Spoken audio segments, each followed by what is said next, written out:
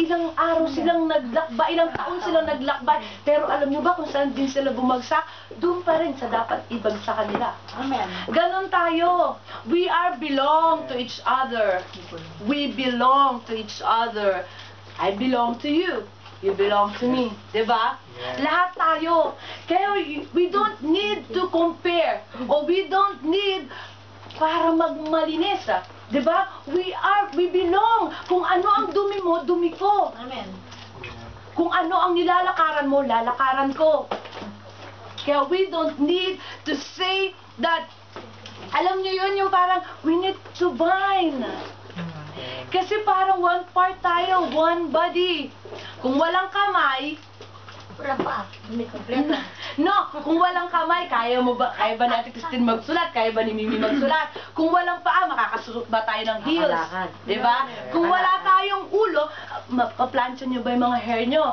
Ganon. Walang utak, sino mag-iisip? Kung walang bibig, sino magsasalita? Kung walang tenga, sinong makakarinig? Kaya nga sinabing body We are one body. And We belong to each other. Kaya no need na magkumperan na ganito, si ganito, ganito, si ganito, si ganyan. Hindi tama.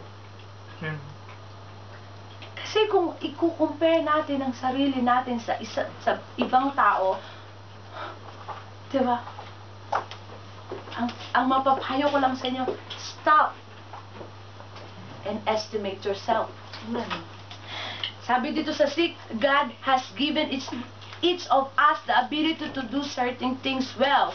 So if God has given you the ability to prophesy, speak out when you have faith that God is speaking to you. Nakaka-bless kasi, Lord, bakit binigay mo sa akin itong Bible verse na to? Why you're giving me this Bible verse? You know what? Ang sinasabi ko lang sa sarili ko, God have purpose and God have plan for all of us. Diba? Sabi niya, speak out. Speak out. Magsalita ka. Magsalita kayo kung ano. Diba? Sabi dito sa 7, if your gift is that of observing others, serve them. If you are a teacher, do a good job of teaching. Parang sa shape lang din, diba? Kung hindi ka servant, hindi mo kayang iserve ang tao. Para yung napanood natin dun sa leadership. Naalala nyo yung sa leadership na hindi mo talaga pwedeng ipasok ang weaknesses mo kung talagang hindi mo kaya. Diba? Kung tayo ang weakness natin ay kumanta, hindi mo talaga kaya. Kahit pilitin mong kumanta, hindi ka talaga kaya kumanta. Kahit sinasabi niya, diba? Kahit magpa-voice lesson tayo, kung talagang hindi yun yung gift mo, aret. Amen. Tumahimik ka.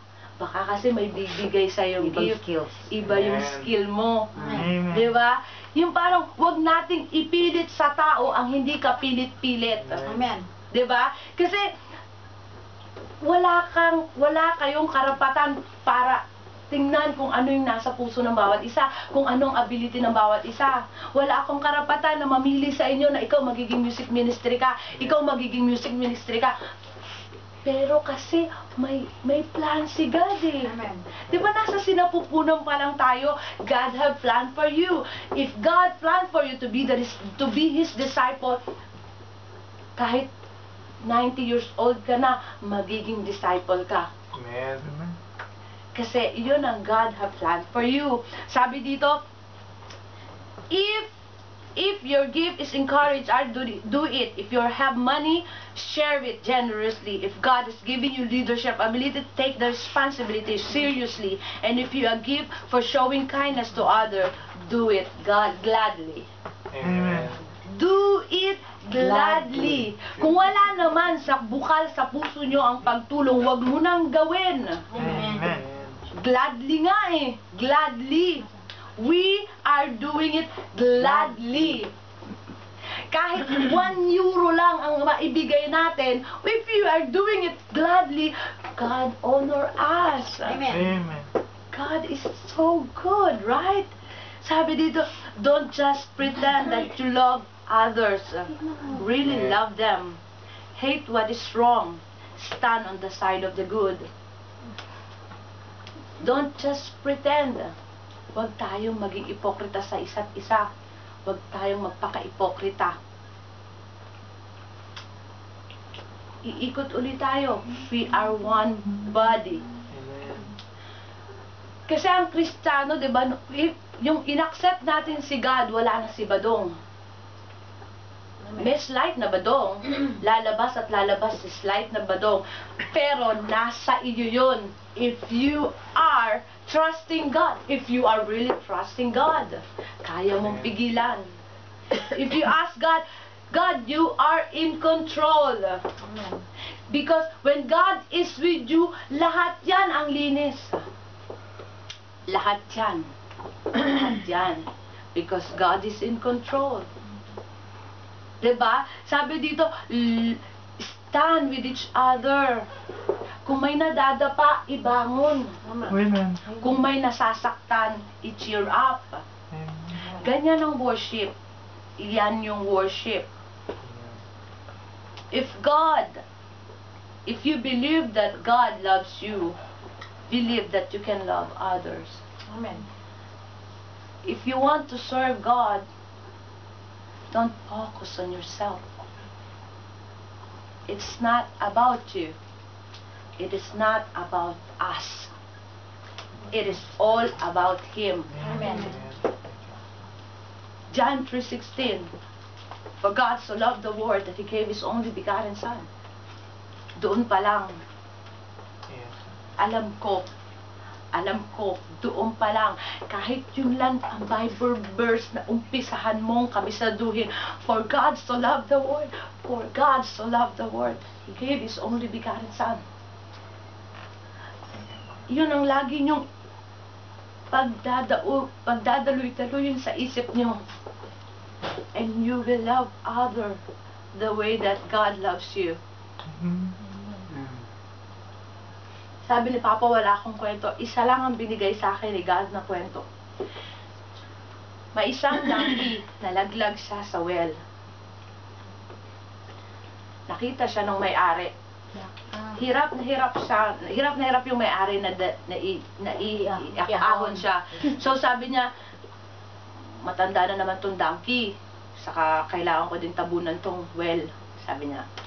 So, tinawag niya mga kapitbahay niya, tara, ganun, patayin na natin yung donkey sa loob. Kasi hindi niya nakakaya na lang kunin eh, di ba? O, tapos pagkatapos doon, habang nilalagyan na, yung donkey, alam niya na yung gagawin ng amo niya na parang papatayin na siya, di ba? Pero sa ginawa niya, nagpanik talaga, nag-shake siya. Di, pero napansin nung amo niya, habang nag-shake siya, umaahon siya. Napupuno yung well. Tapos pagkatapos na mapuno nila yung well, nakaahon yung donkey. Moral lesson, if our life is full of trials and full of troubles, just keep on shaking. Just keep on rejoicing. Just keep on worshiping. Lahat ng ibabato ng mundo sa'yo, don't stop. Because lagi nating iisipin, God have purpose on me. Hindi ako tatayo dito if this is not my gift. Hindi ako magiging music ministry if it's not my gift. Lagi nating isipin ang donkey. Kahit matanda na, pag ibinaon sa lupa, he keeps on shaking. To God be the glory po. Amen.